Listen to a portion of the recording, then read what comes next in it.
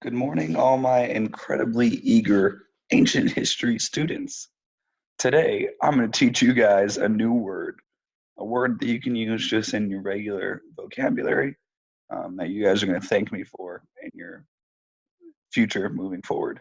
That word is triumvirate. But first, before we talk about that word, let's review some of the stuff we've talked about this week. A Roman Republic recap. Remember, Rome creates a republic in 509 BC where citizens vote on representatives who make decisions for them, different than the direct democracy in Athens.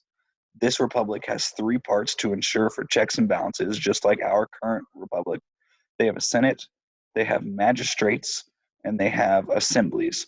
Senate being run, not owned, I'm sorry, mostly by rich landowning aristocracy. Magistrates kind of fall in the same category, and the assemblies are more of the democratic halls for the people. This system provided a stable foundation for the expansion of Rome. And yesterday we talked about one of the main expansions happening after the Punic Wars with Carthage. Remember during the Punic Wars, Carthage was fully defeated. Rome was now the dominant power in the Mediterranean. Rome controlled all sea-based trade and grew very wealthy.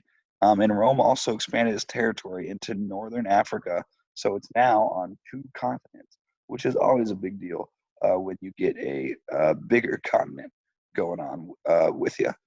Um, so the problems that came and stemmed from the war with Carthage, the Punic Wars, was that with the addition of new lands and sources of slave labor, it really increased the gap between the rich and the poor. And if you guys remember, we already talked about how there was this huge battle, this conflict always going on between the patricians, the rich landowning aristocracy, and the plebeians or the plebs, the working people who paid all the taxes in Rome. So now, when you bring in new lands that the patricians can go develop, and they can get even more slaves to increase their output, is just going to create even more of a gap between the rich and the poor, because the poor people aren't going to be the ones moving to the new territories. It's going to be the rich. The generals who controlled the armies become more powerful than the politicians in the Senate.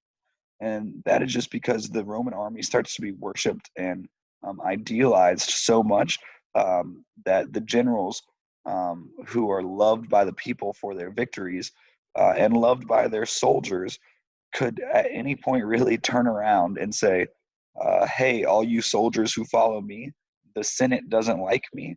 Let's go ahead and start a war against the Senate because I should be in charge, not the Senate. And that actually happens with a really famous guy that you guys might have heard of, or at least eaten his salad, Julius Caesar. Um, and so the struggles for power between the Roman generals and the Senate lead to a civil war in Rome. The uh, the main proponent of this civil war was Julius Caesar. He was actually off in Gaul, which is modern day France, fighting battles and winning and becoming very, very successful. The common people and soldiers absolutely adored him. He creates one of the first propaganda campaigns of all time where he writes back letters or accounts of his military victories while he's gone because he doesn't want the people to forget him. Um, and remember, he's the one in Gaul. No one is really going to fact check him. So if one day he killed 5 people, he could very well write back, today I killed 20 people with my left hand, blindfolded, and drinking a cup of tea. And there was really no one else to check his power. So he can create all these incredible war stories, make himself a hero, and the people of Rome just absolutely ate it up and loved him. But he is actually very successful as a conqueror, so that helps out as well.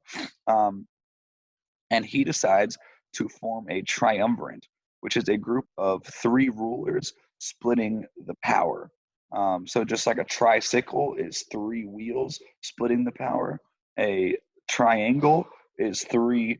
I'm trying to make a triangle with my hands. There we go. Is 3 lines coming together to make one. A triumvirate is the dividing up of the republic by three people, or just the power by three people.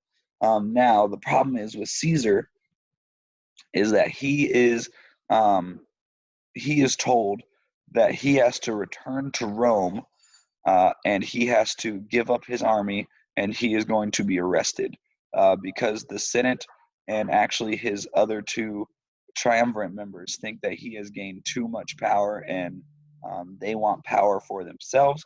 And so Caesar is going to come to the edge of the Rubicon River outside of Rome, which is seen as a natural border of Rome. And people know that if you cross into that river, you are declaring war on Rome. And he and his army decide in a famous quote that we don't really know if it was said or not, but they say the die is cast, meaning I've already rolled my dice, and I'm going to go start the civil war against Rome. Let's go do it. Okay. The expansion under Caesar included these rich lands in Gaul, again, which is modern day France. So think of some pretty good territory here. Julius Caesar built a foundation for later expansion that makes Rome one of history's great empires. He was so successful in his expansion, he kind of made a blueprint. And then Caesar never achieved a full invasion of Britain, but his two expeditions to the islands mark an important turning point. He's one of the first people to talk about the layouts and actually have writings on Britain, which could lead to later invasions and later expeditions. So the first triumvirate was these three people, Caesar, Pompey, and Crassus. Caesar, of course, was a general. Pompey was also a general. And then Crassus was a rich patrician who helped Caesar get his start. They formed the very first triumvirate. And with the help of the triumvirate, Caesar and Pompey are elected as consuls. Remember, those are the two leaders that are in charge, and they're supposed to be in charge for 1 year. And for the next 2 years, or 10 years, this triumvirate really controlled the Senate. But like all great alliances, things are actually going to fall by the wayside. Caesar is the only one remaining. The other two, Pompey gets killed off in battle, and Crassus gets killed kind of under interesting circumstances. Whether Caesar assassinated him or not, or got him assassinated or not, Crassus is gone. So it's really just Caesar in power now. And a lot of things go on, and I'm going to do a more deep dive into this, but today we're really just trying to talk about the triumvirates. But Caesar ends up taking control, declaring himself consul for life, which is essentially emperor, which if you remember, Rome said they will never be ruled by one man again. That's important to keep in mind. He gives a ton of land and money to the poor. He actually is a pretty solid ruler. He's not overly cruel. He just enjoys having the power to himself. But Rome did not want to be ruled by one man again. So on March 15th, the Ides of March 44 BC, the Senate invites Caesar into the forum, and Caesar gets stabbed to death by 23 senators. One of the most significant assassinations of all time. The entire Roman Empire was being controlled by the one man, Caesar, at this time, and he held a lot of responsibility. And once he died, there is a power vacuum that has to be filled. But let's talk about the assassination for a second. It's led by Brutus, which is actually kind of Caesar's stepson. See, Caesar had this kind of longtime girlfriend / lover person, and Brutus was her son. And Brutus and Caesar actually formed an alliance very early on in Caesar's reign. But Brutus eventually gets turned, and thinks that he is protecting the Republic by killing Caesar. And in William Shakespeare's rendition of this assassination, Caesar, as he's dying, looks up and sees Brutus and says, "Et tu, Brute," which means "even you, Brutus," because he was so heartbroken at the idea that Brutus, whom he loved, was leading this assassination attempt.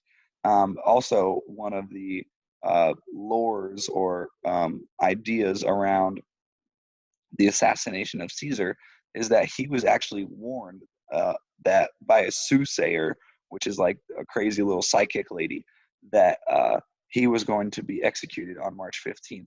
He said, the soothsayer was a woman actually, and she said, "Beware of the Ides of March," which would have been very well known as March 15th. And then also the day of the Ides of March, his wife woke up um, kind of screaming and freaking out and said, "Caesar, do not go to the forum today. I had a nightmare that you were killed."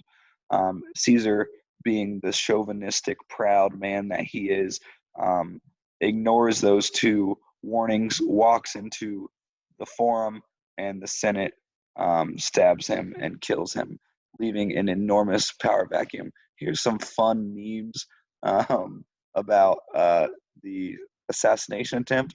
This would be Brutus and Cassius. Yes, Brutus and Cassius um, talking about them saving the city when really it's burning down to ashes. This is Caesar salad dressing. um, this is talking about Julius Caesar's assassination was the last time everyone in a group project did their part, even though 60 people were supposed to stab him and 23 actually did stab him. You gotta love group projects, and Brutus can be a real backstabber. So, because the first triumvirate worked so well, they're going to develop a second triumvirate.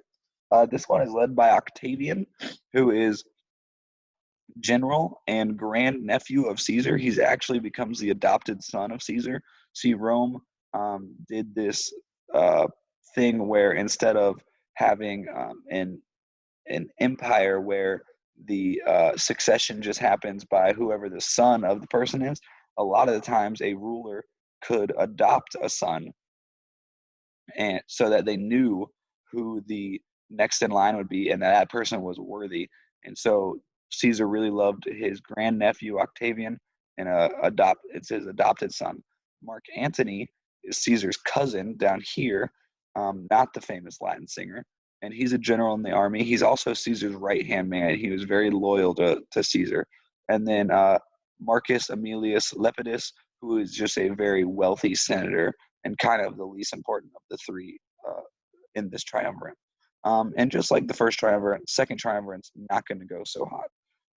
So the triumvirate was formally recognized by the Senate in November 43 BC, and they were given supreme authority to fill this power vacuum for 5 years.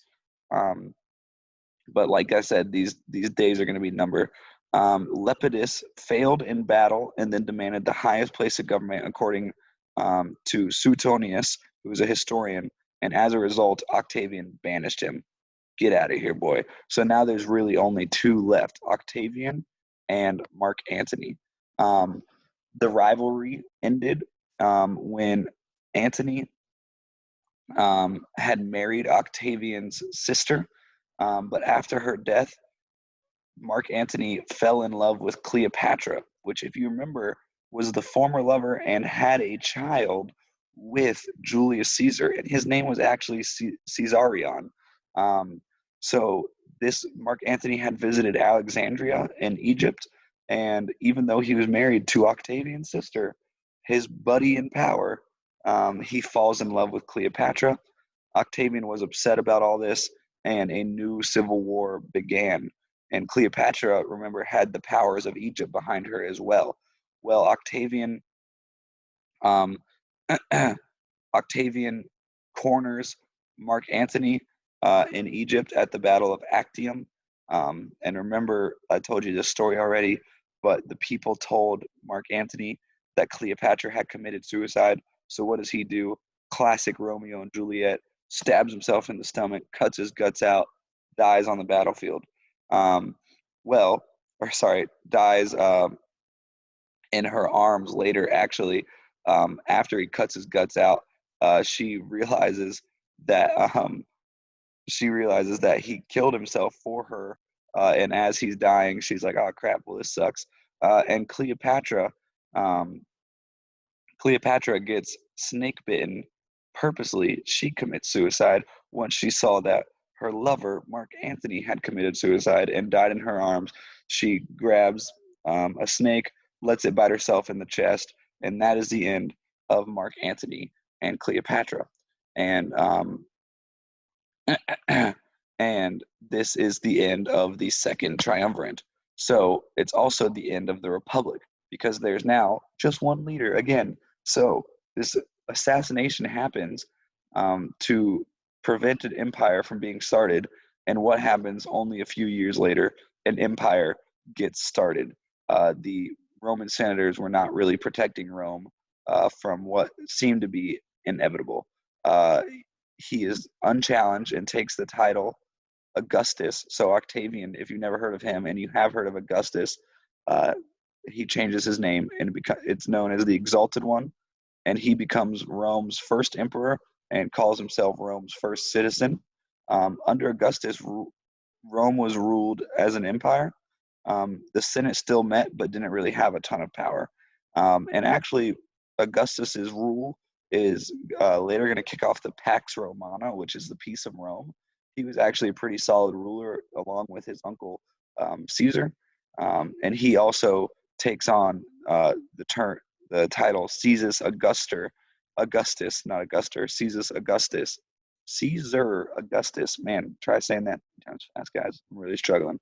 Um, but this is where the title Caesar means emperor. He honors Julius Caesar in that way. And that is the end of the lecture. So make sure you guys pop over to the quiz and have a great day.